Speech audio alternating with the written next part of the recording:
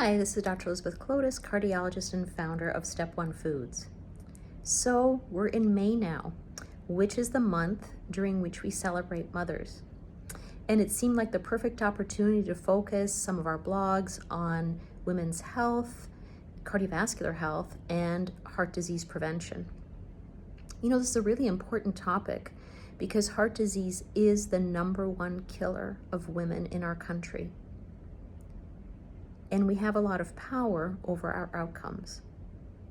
If you've read my book, you know that it was inspired by the story, the experiences of a woman who in her early 30s was diagnosed with severe coronary artery disease.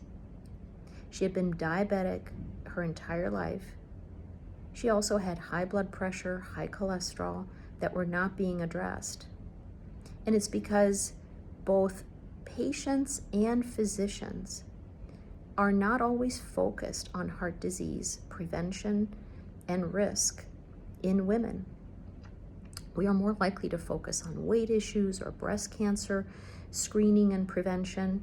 And that's not to diminish the fact that weight management and prevention and treatment of breast cancer are very important health considerations. But our #1 killer is heart disease. It's heart disease. One of the limitations that we have in medicine is that our research is actually pretty incomplete. The vast majority of data that we have around heart disease prevention and management is based on the experiences of male patients. We're working hard to change that, but we're still well behind knowing what to do exactly for women. Women are unique. They have smaller hearts, smaller heart arteries.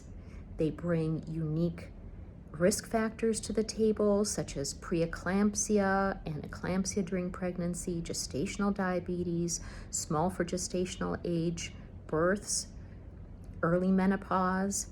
You know, these things are unique to women and they're risk factors. And they're not often addressed or even searched for when physicians are looking at risk factors.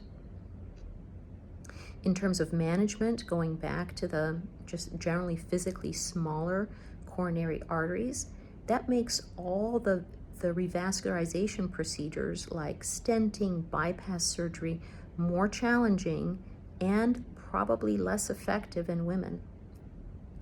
Women also seem to have worse outcomes after cardiovascular events. Once a woman has a heart attack, she is at significantly increased risk of dying compared to her male counterparts with the same cardiovascular event. The best way to avoid heart disease is to be super proactive in terms of prevention measures. I'm always thrilled to see women in my practice come in for a prevention consult. They may have slightly high cholesterol levels, blood pressures that are not perfect, perhaps they've gained some weight. And this is all something we can work on and reverse and manage. So, if you've never thought about heart disease as your disease, if you've never thought about thoroughly looking at your risk factors, I encourage you to please go do that. See about your cholesterol levels, your blood pressure numbers, your blood sugar control. Consider your family history of heart disease. Would you be a candidate for a coronary calcium scan to better determine how aggressive risk factor management needs to be in you? There's a lot of things to consider. I think if you're uncertain as to what to do, I actually would really encourage you to get my book.